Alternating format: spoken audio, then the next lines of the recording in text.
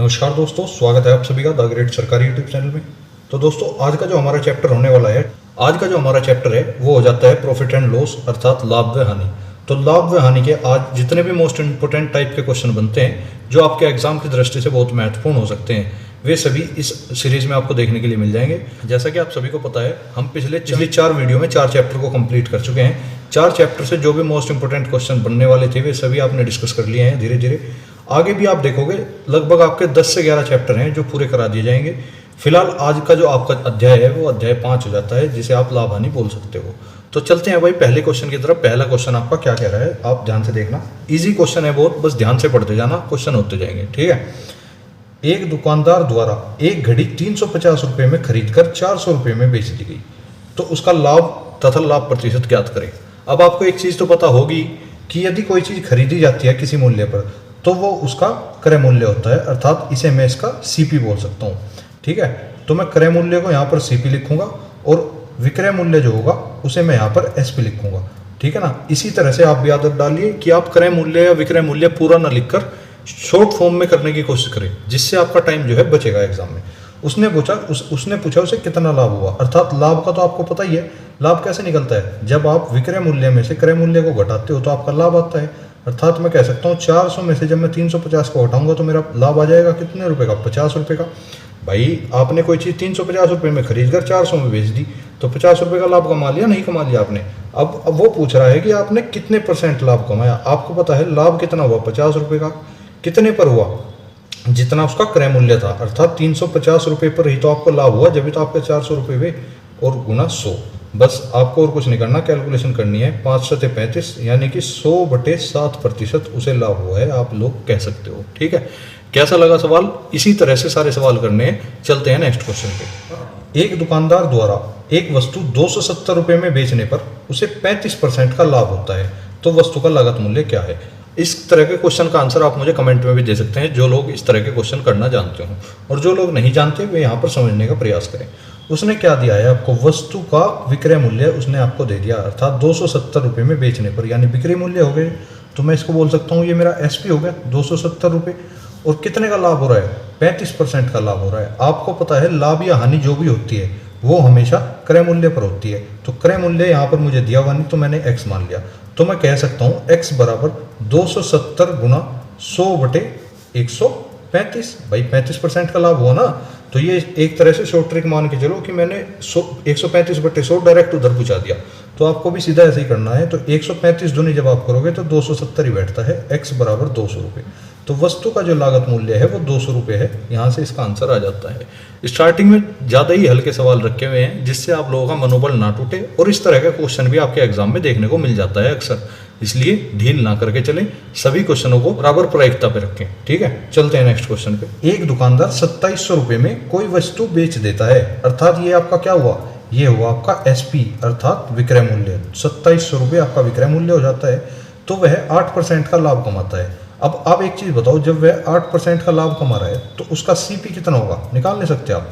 भाई 2700 रुपये में वस्तु बेची और उसे 8% का लाभ हुआ। हमें पता है लाभ या हानि किस पे होती है, क्रय मूल्य पर। ये चीज़ इधर आके उल्टी हो जाती है, इसलिए बस मैंने ऐसे की। तो आप जब इसे काटोगे 27 चौका 108, 27 एकम 27, 4 से जब ये गया तो 25 बार गया, तो आपका जो क्रय मूल्य आया वो आया 2500 रुपये, ठीक है। अब यहाँ से क्वेश्चन पढ़ो, यदि वह वस्तु को 3000 रुपये पर बेचता तो उसने आपको न्यू एसपी भी दे दिया इसका, यानी कि नया विक्रय मूल्य दे दिया, कितना, 3000 रुपये, तो लाभ प्रतिशत क्या होता। अब आप ध्यान से देखना, आपकी वस्तु का क्रय मूल्य, अर्थात आपने वस्तु खरीदी थी 2500 की, वो बेचना चाह रहा है 3000 रुपये की, तो आपको लाभ कितना होगा। आप लोग कहोगे कि जो हमारा नया लाभ होगा वो होगा 3000 में से अगर मैं 2500 घटा देता हूँ तो मेरे 500 रुपये का लाभ आ जाएगा या नहीं आ जाएगा। अब ये यही चीज़ पूछना चाह रहा है कि कितने % जो है आपको लाभ हुआ, तो बता देंगे लाभ जो हुआ हमें वो किस पर हुआ, क्रय मूल्य पर हुआ, और 100 पर कितना लाभ हुआ, बस यही इसमें करना था। 5 से जब इसे काटोगे 5 बार और 5 से 20 बार ये गया, तो 20% का आपको लाभ हो जाता है। ये 20% ही आपका आंसर है, ठीक है। चलते हैं नेक्स्ट क्वेश्चन पे। अब देखो भाई कहा क्या है इसमें, एक वस्तु के लिए लाभ जो है वो लागत मूल्य का 170% है। यदि मैं आपका यहाँ पर लिख देता हूँ क्रय मूल्य यानी कि लागत मूल्य, और यहाँ पर मैं आपका लाभ लिख देता हूँ, तो लाभ लागत मूल्य का 170% है। यानी कि लागत मूल्य अगर मेरा 100 है तो लाभ मेरा 170 हो जाएगा या नहीं हो जाएगा। आगे पढ़ो। यदि लागत मूल्य में 20% की वृद्धि होती है, अर्थात जब आप लागत मूल्य में 20% की वृद्धि करोगे तो कितना हो जाएगा, 120 हो जाएगा, लेकिन विक्रय मूल्य समान रहता है। अब आपको यहाँ पे विक्रय मूल्य निकालना पड़ेगा। अब आपने एक चीज़ देखी होगी, आपका जो क्रय मूल्य होगा और आपका जो प्रॉफिट होगा, यदि आप इन दोनों को जोड़ दोगे तो आपका विक्रय मूल्य आ जाता है, यानी कि क्रय मूल्य प्लस लाभ बराबर विक्रय मूल्य। ठीक है। अब इसने कहा कि लेकिन विक्रय मूल्य समान रहता है, यानी कि जो विक्रय मूल्य पहले था वही विक्रय मूल्य अब है, तो नया लाभ ज्ञात करो। अब आपके पास नया क्रय मूल्य ये है और नया विक्रय मूल्य ये है। इन दोनों का जब आप अंतर निकालते हो तो कितना आएगा, निकाल लो। 0 7 2 गए 5, अर्थात 150 रुपये का अंतर आया। तो 150 रुपये का लाभ आपको कितने पर हुआ, आप कहोगे 150 रुपये का लाभ जो है वो मुझे 120 रुपये पर हुआ या नहीं हुआ। तो ऐसे ही इसे काट दो, 20 का 120, 20 पंजे 100, 6 से कट गया 25 बार, तो 25 पंजे 125% आपको लाभ हो जाता है इस क्वेश्चन के तहत। ठीक है। उम्मीद करूंगा समझ में आया होगा। क्वेश्चन इजी था बहुत और इम्पोर्टेंट भी था। चलते हैं नेक्स्ट क्वेश्चन पे। अब देखो क्वेश्चन में कहा क्या हुआ है, ध्यान से पढ़ना। किसी वस्तु को 440 रुपये में बेचने पर, यानी कि ये तो आपका एसपी हो गया 440 रुपये, ठीक है ना। 440 रुपये में बेचने पर हुई हानि का फॉर्मूला क्या होता है, अर्थात जब आप सीपी में से एसपी घटाते हो तो आपकी हानि होती है या नहीं होती। उसी वस्तु को 1000 रुपये में बेचने पर प्राप्त लाभ के 60% की हानि होती है, तो उस वस्तु का क्रय मूल्य ज्ञात करें। अर्थात आपको करना क्या है, SP1 का मान आपको दे दिया 440 और SP2 जो दिया है वो दिया है 1000 रुपये। अब आप कहोगे सर इस क्वेश्चन में तो दो जो है एसपी दिए हुए हैं, अर्थात दो विक्रय मूल्य दिए हुए हैं, तो इस क्वेश्चन को कैसे हल कर सकते हैं। अब देखो ध्यान से करना क्या है भाई, अगर मैं आपसे कह देता हूँ कि क्रय मूल्य माइनस विक्रय मूल्य कितना 440, तो क्रय में से विक्रय जब मैं घटाता हूँ तो ये मेरी हानि हुई या नहीं हुई, और ये मेरी बराबर है किसके भाई, विक्रय मूल्य माइनस क्रय मूल्य के। विक्रय मूल्य माइनस क्रय मूल्य क्या होता है, आपका लाभ होता है, यानी कि ये जो हानि है ये इस लाभ के 60% के हानि के बराबर हुई या नहीं हुई। अब देखो आप सीपी में से जब आप विक्रय मूल्य घटाते हो तो आपकी हानि आती है, और विक्रय मूल्य में से जब आप सीपी घटाते हो अर्थात क्रय मूल्य घटाते हो तो आपका लाभ आता है। वही इसने कहा है कि 1000 रुपये में बेचने पर प्राप्त लाभ, ये लाभ हुआ नहीं हुआ, के 60% की हानि होती है, इसके 60% के बराबर की हानि होती है, तो उस वस्तु का क्रय मूल्य बताइए। अर्थात आपको बस सीपी का वैल्यू निकालना है। यहाँ से क्वेश्चन एकदम हो चुका है, ध्यान से देखना। 20 या 60, 20 पंजे 100, 5 से जब मैं इधर गुना करूँगा तो 5 सीपी तो ये हुआ या नहीं हुआ, माइनस 5 0 0, 5 चौक 20, 5 चौक 20 और 2 22 बराबर 3 से जब मैं इधर गुना करूँगा 3000 माइनस 3 सीपी। अब ये 3 सीपी मैं उठा के इधर ले आऊँगा तो 5 सीपी जमा 3 सीपी, और ये 2200 उधर ले जाऊँगा, 3000 ये माइनस में है तो उधर जाके प्लस में हो जाएगा। ठीक है। तो ये कितना हुआ, 5 और 3 8 सीपी। अब 8 सीपी की वैल्यू आपकी 5200 आ गई, तो 1 सीपी की वैल्यू कितनी आई, 650। 8 6 48, 8 में 40, 0 की 0। ठीक है। तो 650 रुपये जो है वो आपका क्रय मूल्य आ जाता है इस क्वेश्चन का, और यही आपका आंसर था। ठीक है। आसान क्वेश्चन था और इम्पोर्टेंट भी था। चलते हैं नेक्स्ट क्वेश्चन पे। ये क्वेश्चन इतना ज़्यादा इंपॉर्टेंट हो जाता है, आपने दिल्ली पुलिस के जितने भी दिल्ली पुलिस के आज तक एग्जाम हुए हैं सभी एग्जामों में ये क्वेश्चन देखने को मिला है। डिजिट बदलती रहती है लेकिन क्वेश्चन का पैटर्न सेम रहता है। देख लेते हैं एक बार क्या है इस क्वेश्चन में। 2 लाइन का क्वेश्चन है, इससे ज़्यादा होना नहीं, 2 या 3 लाइन में खत्म हो जाता है। कहा क्या है, 21 वस्तुओं का क्रय मूल्य 15 वस्तुओं के विक्रय मूल्य के बराबर है। जैसे जैसे बोल रहा है ऐसे ऐसे लिखते चलो। ये क्या कह रहा है, 21 का सीपी जो है वो 15 के एसपी के बराबर है। यही तो इसने बात कही और तो कुछ नहीं कही। अब अगर मैं यहाँ से सीपी अनुपात एसपी निकाल लूँ किसी तरह तो मेरा कितना आ जाएगा, 15 अनुपात 21 आ जाएगा नहीं आ जाएगा। तो अगर मैं इसे 3 से काटता हूँ तो 3 पंजे 15, 3 7 21, अर्थात मैं कह सकता हूँ मेरा क्रय मूल्य 5 है और विक्रय मूल्य 7 है। तो फिर अगर मेरा क्रय मूल्य 5 और विक्रय मूल्य 7 है तो मुझे लाभ कितने का हुआ बताओ भाई। 5 रुपये की खरीद कर 7 रुपये की बेच दी तो मुझे लाभ तो अभी यहाँ पे 2 रुपये का हुआ या नहीं हुआ। अब मैं ये पूछना चाह रहा है कि लाभ प्रतिशत ज्ञात करो। मैं पूछना चाहता हूँ कि लाभ जो हुआ वो आपको कितने रुपये पर हुआ भाई, 5 ही रुपये पर हुआ होगा क्योंकि 5 ही क्रय मूल्य है। तो 5 से जब आप इसे काटोगे तो 20 दूनी 40% आपको लाभ होगा। बताओ कुछ था क्या क्वेश्चन में, बिल्कुल मरियल क्वेश्चन था और आपने 2 मिनट में ढेर कर दिया इसे। ठीक है। चलते हैं नेक्स्ट क्वेश्चन पे। इसने कहा क्या है, इस क्वेश्चन को ध्यान से पढ़ना, ऐसा क्वेश्चन भी कई बार पूछ लिया जाता है। एक विक्रेता कुछ केले, कुछ यहाँ पे गलत लिखा हुआ है, एक विक्रेता 8 केले 5 रुपये की दर पर खरीदता है तथा 5 केले 8 रुपए की दर पर बेच देता है, तो लाभ प्रतिशत ज्ञात करो। इस तरह के क्वेश्चन में आपको करना कुछ नहीं है, एक सीधी सीधी ट्रिक बताता हूँ, 2 लाइन के अंदर आंसर आ जाएगा। ठीक है, आपको एक साइड तो लिखनी है वस्तु की संख्या, अर्थात जितनी वस्तु है आपके पास वस्तु की संख्या, और दूसरी साइड आपको लिखनी है उनकी कीमत। ठीक है ना। जब आप ऐसा लिख दोगे तो आपको उसके बाद क्या करना है, उसके बाद आप देखो ध्यान से, भाई वस्तु की संख्या आपको 8 केले 5 रुपए की दर से पड़े हैं ना, तो वस्तु कितनी है 8 और कीमत कितनी है 5 रुपए। ठीक है, इतनी बात ध्यान से देखते रहना। तथा 5 केले जो है वो 8 रुपए की दर से पड़े हैं, तो वस्तु यहाँ पर कितनी है 5 और कीमत कितनी है 8। अब आप कहोगे सर ये तो लाभ प्रतिशत पूछ रहा है, तो इसमें हमें क्रय और विक्रय तो कहीं पता ही नहीं लगा। भाई पता लगेगा, अभी देखो ध्यान से। अगर मैं इस 5 और 5 की गुणा कर दूं तो कितना आएगा 25, अर्थात ये 25 जो है ना वो मेरा CPI है।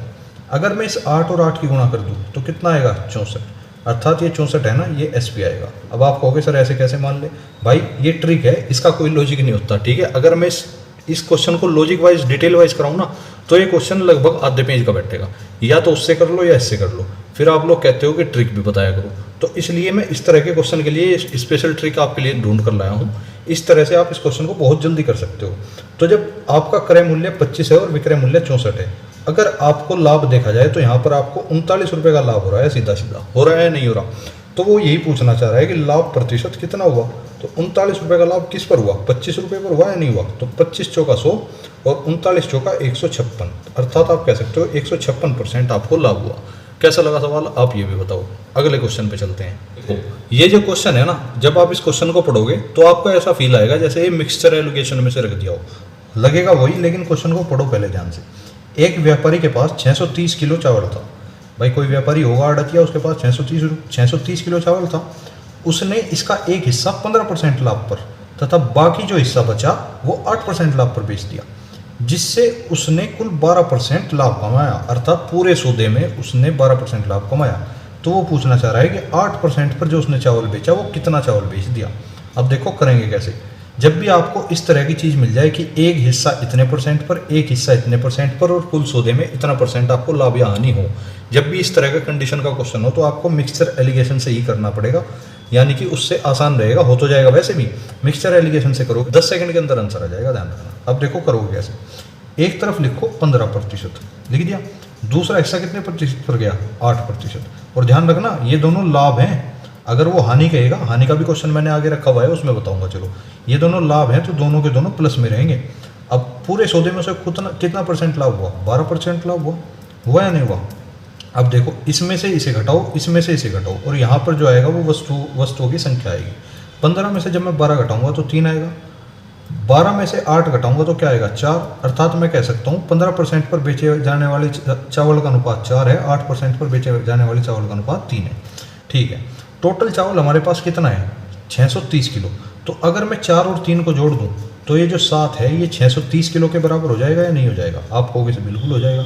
वो पूछ क्या रहा है, वो पूछ रहा है 8% पर कितना चावल बेचा। तो 8% पर बेचे जाने वाले चावल का अनुपात कितना है 3%। तो 3 की वैल्यू क्या होगी, बस यही बताना था आपको।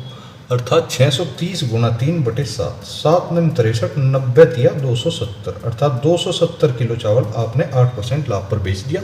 और 630 में से जब 270 घटाओगे तो आपको 15% चावल की भी वैल्यू मिल जाएगी। अगर निकालना चाहो तो निकाल कर देख लेना, ठीक है। और कमेंट में मुझे जरूर बताना 15% चावल की वैल्यू क्या है, कितना चावल उन्होंने 15% पर बेचा, मैं आपसे पूछ रहा हूँ। ठीक, चलते हैं नेक्स्ट क्वेश्चन पे। और भाई ज़्यादा घबराने की जरूरत नहीं है, इसी तरह के क्वेश्चन आएंगे आपके पेपर में। और जिन लोगों ने ये क्लास को लेना बंद कर दिया है ना, उनको भी पता लग जाएगा कि कितनी बड़ी गलती वे लोग कर रहे हैं इस क्लास को छोड़कर। स्टार्टिंग में तो बहुत लोग आए कि सर हाँ क्लास चला दो, कोई दिक्कत नहीं है, मैं तो क्लास चला ही रहा हूँ। लेकिन आप लोगों को उस दिन पता लगेगा जब आपका मैथ का थोड़ा बहुत जो है एक आधा क्वेश्चन आता हुआ भी गलत हो जाएगा। हाँ, लेकिन जो लोग इस सीरीज को लगातार ले रहे हैं उन्हें डेफिनेटली फायदा होगा, ये बात लिख के रख लेना। क्योंकि इस सीरीज में आपके उसी लेवल के क्वेश्चन रखे हुए हैं जिस लेवल के दिल्ली पुलिस में आज तक पूछे गए हैं। चलो देख लेते हैं 9th क्वेश्चन क्या कह रहा है। देखो ये हानि वाला क्वेश्चन है, जस्ट उसका अपोजिट। एक फल विक्रेता के पास 24 किलो सेब थे, ठीक है। इनमें से उसने कुछ सेब 20% लाभ पर तथा शेष जो बचे थे वे 5% हानि पर। मैं इस क्वेश्चन को बोल रहा था कि इसमें हानि भी आ जाती है, बेच दिए। यदि कुल मिलाकर उसे 10% का लाभ हो, अर्थात पूरे सौदे में उसे 10% का लाभ हुआ है, तो कितने सेब उसने हानि पर बेचे। कैसे करोगे, बिल्कुल सेम टू सेम वही तरीका है मिक्सचर एलिगेशन का। सबसे पहले 20% लाभ पर उसने बेचे होंगे, फिर उसने 5% हानि पर बेचे हैं। और जब भी हानि की बात कहेगा तो आप इसके साथ माइनस लगाओगे, इसके साथ प्लस लगाओ या ना लगाओ चल जाएगा, लेकिन इसके साथ माइनस लगाना पड़ेगा यदि इसने हानि बोल दिया। टोटल कुल सौदे में उसे 10% का लाभ हुआ, अर्थात 10% का लाभ हुआ, तो ये भी प्लस ही है या नहीं है। अब मैं 20 में से 10 घटाता हूँ तो मेरा क्या आता है 10। अब मैं इस 10 में से जब ये 5 घटाऊंगा तो ध्यान रखना, जब आप इस 10 में से ये 5 घटाओगे तो ये माइनस भी है इसके साथ, तो माइनस माइनस प्लस हो जाएगा, अर्थात 10 और 5 15। तो आप कह सकते हो 5 तिया 15 और 5 दूनी 10। अब आपके पास 20% पर बेचे जाने वाले सेब का अनुपात 3 आ गया, 5% पर बेचे जाने वाले सेब का अनुपात 2 आ गया।